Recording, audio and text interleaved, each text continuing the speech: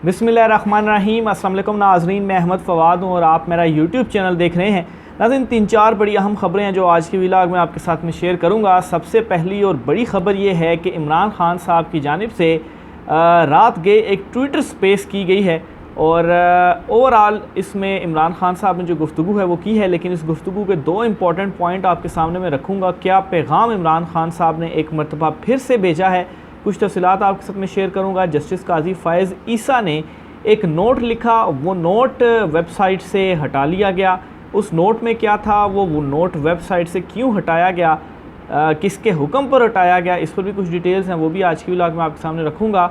और राना सनाउल्लाह और ख्वाजा आसिफ के हवाले से भी कुछ तफ़सीलात हैं कि बार बार वो टेस्ट कर रहे हैं चीफ़ जस्टिस उमर अता बंदयाल की, जो एक कहें कि जो ढील इस वक्त उनकी जानिब से दी गई है, बार बार टेस्ट कर रहे हैं, लेकिन शायद ये जो टेस्ट है ये उनके गले ना पड़ जाए। और आखिर में नाज़रीन, शायद खकान अब्बासी ने जो मुलाकात की है नवाज़ शरीफ से लंदन में, इस मुलाकात का जो अहवाल है वो भी आपके सामने में रखूँगा। सबसे पहले तो नाज़रीन आपको बताता चलूँ कि इमरान खान साहब की जानिब से जो रात गए ट्विटर स्पेस किया गया, इसमें बहुत सारी बातें, बहुत सारी गुफ्तगू इमरान खान साहब ने की, लेकिन एक गुफ्तगू एक चीज़ जो सबसे इसमें इम्पॉर्टेंट है, और ये सवाल भी पूछा गया इमरान खान साहब से कि अगर आपको अब दोबारा से गिरफ़्तार किया जाता है तो इस गिरफ़्तारी की सूरत में ज़ाहिर सी बात है उस तरह का जो क्राउड है वो शायद ना निकले, तो आप इस बारे में क्या सोच रहे हैं। तो इस पर इमरान खान साहब ने ये क्लियरली बता दिया कि बिल्कुल जब पहले उन्हें गिरफ़्तार किया गया तो क्राउड निकला, और फिर उसके बाद 9 मई और फिर उसके बाद जो सारे जो मामलात हैं वो हुए, लेकिन इस मरतबा अगर उनको गिरफ़्तार किया जाता है तो शायद इतनी बड़ी तादाद में जो क्राउड है वो ना निकल सके। और जो उसकी रीज़न है वो यही है कि खौफ व हिरास जो फैलाया गया, या खौफ का जो इस वक्त माहौल बनाया गया, और इस तरह का माहौल बनाया गया कि घरों में घुसकर ख़वातीन या चार दीवारी की जो है जो पामाली की गई, तो इस किस्म की चीज़ें की गई। तो ज़ाहिर सी बात है वो इतनी ज़्यादा एक्सपेक्टेशन आप नहीं रखते कि इतने बड़ा क्राउड उनकी गिरफ़्तारी के अगेंस्ट निकलेगा, लेकिन इस सूरत में भी वो तमाम तर चीज़ों के लिए तैयार हैं। इमरान खान साहब ने ये भी क्लियर कर दिया, और यकीनी तौर पर जो दूसरी साइड पर इस वक्त अगर प्लानिंग भी हो रही है इमरान खान साहब के हवाले से, तो वो कहते हैं ना कि बेहतरीन कप्तान वही होता है कि जो जिसको ये मालूम हो कि दूसरी टीम का प्लान क्या है और वो उससे एक स्टेप आगे होकर सोचे। तो इमरान खान साहब ने ये जो बात की है, ये इमरान खान साहब ने एक स्टेप आगे होकर बात की है, और ज़ाहिर सी बात है इमरान खान साहब के इन्हीं चीज़ों की वजह से जो दूसरी तरफ हलचल है वो मज़ीद बढ़ती जाती है और फ्रस्ट्रेशन बढ़ती जाती है कि इमरान खान के अगेंस्ट कोई भी स्टेप उठाते हैं तो वो इमरान खान जो है वो हर चीज़ के लिए पहले से ही रेडी होता है। तो इस हवाले से भी इमरान खान साहब रेडी हैं। फिर दूसरे नंबर पर एक और अहम खबर है। दूसरे नंबर पर नाज़रीन, इमरान खान साहब से मुज़ाकरात के हवाले से बात की गई। तो इमरान खान साहब की जानिब से ये कहा गया कि जो मुज़ाकरात हैं वो इस वक्त इसलिए नहीं हो रहे क्योंकि जो एक वाहिद हल होगा वो यही होगा कि इलेक्शन करवाने हैं, और इलेक्शन तो अब होने ही होने हैं, असम्बलियों की मुद्दत ख़त्म होने जा रही है।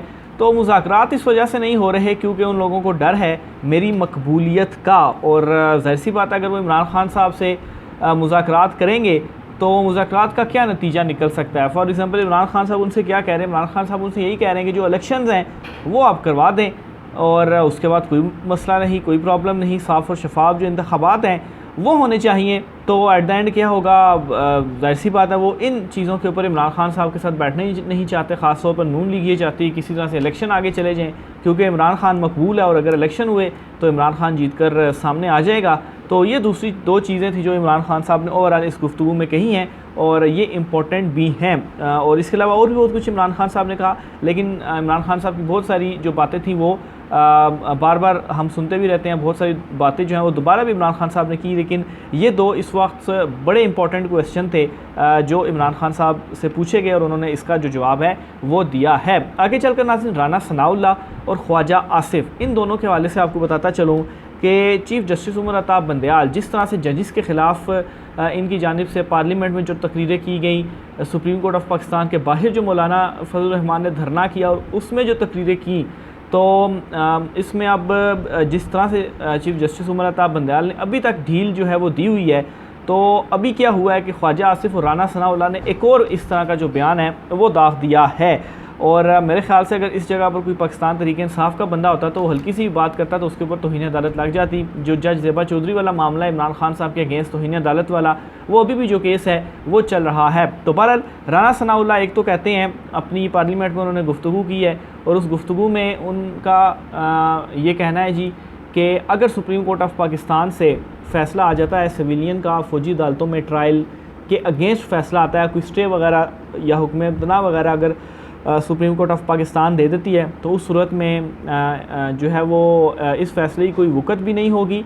और कहते हैं जी कि मुझे डर है कि जिस तरह से 14 मई को पंजाब इंतखाबात का फ़ैसला के ऊपर इन्होंने ख़ुद इम्प्लीमेंट नहीं किया तो इसके ऊपर भी इम्प्लीमेंट नहीं करेंगे। तो ये जो तकरीर है वो उन्होंने की है और इसमें साफ उन्होंने पैगाम दिया है कि आपके फ़ैसला जो है वो हम नहीं मानेंगे। अलबत्ता चीफ़ जस्टिस ऑफ पाकिस्तान ने भी और दीगर जजेस ने भी जो प्रोसीडिंग हुई है अब तक उससे लग यही रहा है कि कुछ लोगों के ख़िलाफ़ शायद जो ट्रायल है वो हो जाए। बहरहाल इसके ऊपर जो फ़ैसला आएगा फिर देखेंगे।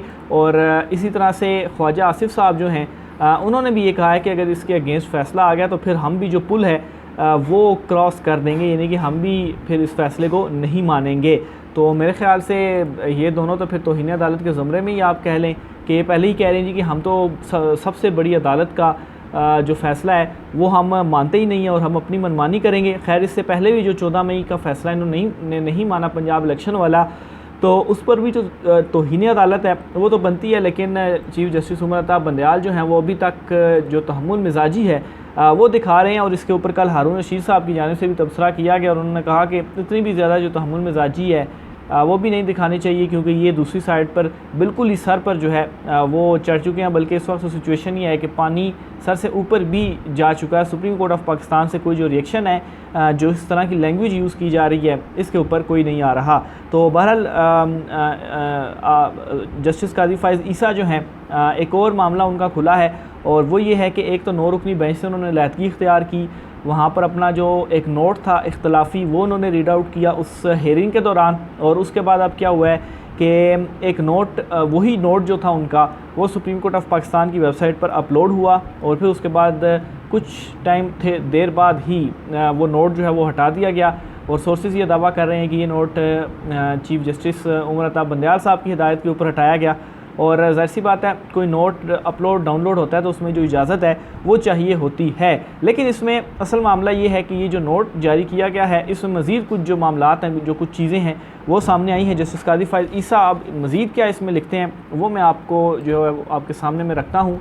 और इसमें उन्होंने लिखा है जी कि सिविलियन के फ़ौजी अदालतों में मुकदमात पर नोट जारी किया था। नोट के साथ इंक्वायरी कमीशन की सुप्रीम कोर्ट में जवाब जमा कराने की कापी और चीफ़ जस्टिस को बैनर से अलग बेंचेस से अलग होने से मुतल्लिक़ 17 मई का जो लेटर है वो भी मुंसलिक था। नोट में तहरीर था कि प्रैक्टिस एंड प्रोसीजर एक्ट के बाद जस्टिस सरदार तारिक ने भी बेंच से अलहदगी इख्तियार की। जस्टिस सरदार तारिक ने सिर्फ 184(3) के मुकदमात में ना बैठने का फ़ैसला किया। अच्छा, इसमें मैं आपको एक बता भी चाहूँ कि जस्टिस सरदार तारिक ने ये जो फ़ैसला किया कि 184(3) के मुकदमात में नहीं बैठेंगे, तो इसी तर्ज का एक और 184(3) के तहत एक और मुकदमा था पानामा वाला, जिसमें नवाज शरीफ वाला मामला तो हो गया, लेकिन जो 436 पाकिस्तानी थे वो वाला मामला अभी भी सुप्रीम कोर्ट ऑफ पाकिस्तान में है और वो मामला टेकअप भी हुआ। और जस्टिस सरदार तारिक जो हैं इनकी सरबराही में 2 रुकनी बेंच उसकी समाअत भी कर रहा है और वो नेक्स्ट महीने तक मुलतवी की गई है। और उसमें 9 सवाल जस्टिस सरदार तारिक ने ही रेज़ किए थे, उठाए थे, तहरीरी हुक्मनामा भी इसका सामने आया, तो वो भी 184(3) था। लेकिन उस 184(3) में जो है वो मुकदमा सुना जा रहा है और इसमें ना बैठने का जो फ़ैसला है वो किया गया है। तो एक ही चीज़ में 2 डिफरेंट जो फ़ैसले हैं वो हैं। इसी तरह से मज़ीद इख्तलाफी नोट में लिखा गया जी कि प्रैक्टिस एंड प्रोसीजर एक्ट का नफाज सिर्फ चीफ़ जस्टिस और 2 सीनियर जजेस पर होता है। अच्छा, इसमें इस तरह से कि क्योंकि जो 3 रुकनी कमेटी बननी है इस बिल के तहत, उसमें होगा कि चीफ़ जस्टिस और जो 2 सीनियर मोस्ट तरीन जजेस होंगे उनकी वो कमेटी होगी और वो कमेटी अब खुद नोटिस और बेंच के बनने का जो इख्तियार है वो उनके पास होगा। तो बहरहाल मज़ीद आगे लिखते हैं जी वो कि फ़ौजी अदालतों में सिविलियन ट्रायल के ख़िलाफ़ दरखास्तों पर समाअत के दौरान जस्टिस काजी फ़ाइज़ ईसा और जस्टिस सरदार तारिक मसूद ने बेंच से अलहदा हो गए थे, जिसके बाद चीफ़ जस्टिस पाकिस्तान उमर अता बंदयाल ने 7 रुकनी जो बेंच है वो तश्कील दिया था। इसी तरह से जो है वो इसकी जो मज़ीद डिटेल है वो इसमें लिखते हैं। अच्छा, मज़ीद लिखते हैं जी कि मुझ नाचीज़ की राय में अदालत उज़्मा के सरबराह को ऐसा नहीं करना चाहिए। अदालत उज़्मा जैसा आइनी इदारा फ़र्द वाहिद की मर्ज़ी से नहीं चल सकता। Supreme court practice and procedure act का इतलाक़ चीफ़ जस्टिस और 2 सीनियर जजेस पर होता है। फिर इसके अलावा उन्होंने ये भी लिखा कि चीफ़ जस्टिस को 17 मई को 5 सफ़ात मुश्तमिल जवाब अरसाल किया। चीफ़ जस्टिस को जवाब में supreme court practice and procedure act का एक बार फिर हवाला दिया। निशानदेही की कि मुकदमात की समाअत के लिए बेंच की तश्कील चीफ़ जस्टिस और 2 सीनियर जजेस पर मुश्तमिल कमेटी करेगी। इस कानून पर अमल नहीं किया गया क्योंकि अदालत उज़्मा ने कानून को जन्म लेने से पहले ही मुअत्तल कर दिया है।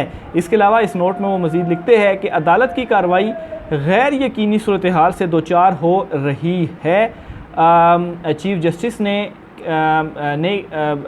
कहा कि कब तक चैम्बर वर्क करना चाहता हूँ, या चीफ़ जस्टिस ने पूछा कि कब तक चैम्बर वर्क करना चाहता हूँ। चीफ़ जस्टिस ही बेहतर जवाब दे सकेंगे। इन दरख्वास्तों के हवाले से खुद चीफ़ जस्टिस जवाब दे सकते हैं कि कब फ़ैसला होगा, दरख्वास्तों पर फ़ैसला कैसे करें, ये भी चीफ़ जस्टिस की सवाबदीद पर मुनहसिर है। पूरी कौम की तरह मैं भी मुंतज़िर हूँ कि फ़ैसला जल्द हो। अदालत की कार्रवाई गैर यकीनी सूरत हाल से दो चार है। इसके अलावा वो आगे मज़ीद ये भी लिखते हैं कि अदालत उज़्मा में रवाज रहा कि बेंच की तश्कील और दीगर अमूर में सीनियर जजेस से मशवरा लिया जाता था। साबिक़ चीफ़ जस्टिस गुलजार अहमद मतवातर जस्टिस उमर अता बंदयाल से मुशावरत करते थे। हर आइनी मुकदमे में जस्टिस बंदयाल को सरबराही दी या इन्हें बेंच का हिस्सा बनाया। जब से जस्टिस उमर अता बंदयाल ने चीफ़ जस्टिस का ओहदा संभाला, सीनियर जजेस से मुशावरत की रवायत तक तर्क कर दी गई। ना मुझसे और ना सीनियर जज सरदार तारिक मसूद से कोई मुशावरत की गई। उनका कहना है कि चीफ़ जस्टिस ने तमाम ज़रूरी मामलात अपनी मर्ज़ी या चुनिंदा अहलकारों के ज़रिए चलाए। जजों की हैसियत का अंदाज़ा इस बात से लगाया जा सकता है कि कभी फुल कोर्ट इजलास नहीं बुलाया। जजों की फुल कोर्ट मीटिंग तो ना बुलाई गई, लेकिन दरख्वास्त गुजारों और इनके वकला को तरजीह दी गई। तो ये बहरहाल वो सारा एक नोट था इख्तलाफी, जिसके ऊपर काफ़ी शोर जो है वो मचा हुआ है, और ये जस्टिस काजी फ़ाइज़ ईसा की जानिब से तहरीर किया गया है। आखिर में नाज़रीन, मुलाकात के हवाले से आपको बताता चलूँ, शाहिद खाकान अब्बासी और नवाज़ शरीफ की मुलाकात हुई है, और ये मुलाकात जो थी बुनियादी तौर पर जो इख्तलाफात थे शाहिद खाकान अब्बासी के, उसके बाद उनको लंदन बुलाया गया था, लेकिन इस मुलाकात में भी नाकामी हुई है।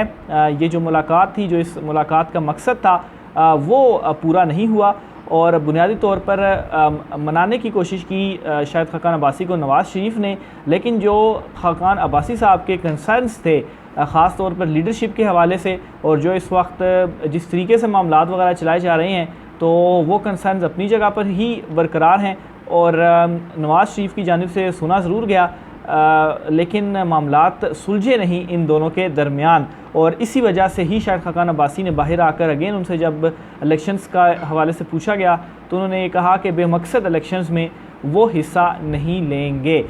इसका मतलब यही है कि उनके मामलात तय नहीं हुए या उनकी बात नहीं सुनी गई, और इसी तरह से मुस्लिम लीग नून ने चलने का फ़ैसला किया, और उनको जो साइड पे किया गया है वो साइड पर ही रहेंगे। तो इस वजह से उन्होंने कहा ठीक है जी, मैं अगर साइड पे हूँ तो फिर मैं साइड पर ही ठीक हूँ, और मैं इलेक्शन भी नहीं लड़ूंगा। इसी तरह से शरीफ ख़ानदान जो है वो अब सारा पाकिस्तान से जा भी रहा है। नवाज़ शरीफ जो हैं वो भी जा रहे हैं